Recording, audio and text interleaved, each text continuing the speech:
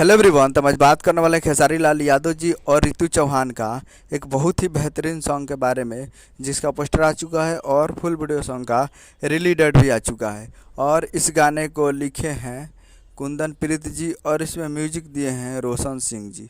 और इस गाने को गाए हैं खेसारी लाल यादव जी और राजनंदिनी जी।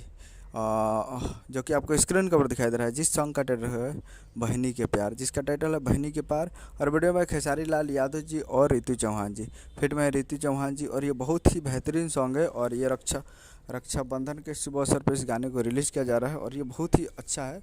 तो रक्षाबंधन ये सॉन्ग है तो बहुत ही ज़बरदस्त है। तो आप लोग तैयार रहिएगा ये गाने को सुनने के लिए। फुल वीडियो सॉन्ग को रिलीज़ किया जा रहा है। Full video song release in on 1 अगस्त 2025 को सुबह 6 AM पे ये रिलीज़ किया जा रहा है, यानी कल 1 तारीख को सुबह 6 बजे तैयार रहिएगा फुल वीडियो सॉन्ग को देखने के लिए। और इस गाने को रिलीज़ किया जा रहा है सुर म्यूजिक प्रेजेंट भोजपुरी यूट्यूब पे। सुर म्यूजिक पे तैयार रहिएगा फुल वीडियो सॉन्ग को देखने के लिए कल सुबह में 6 बजे।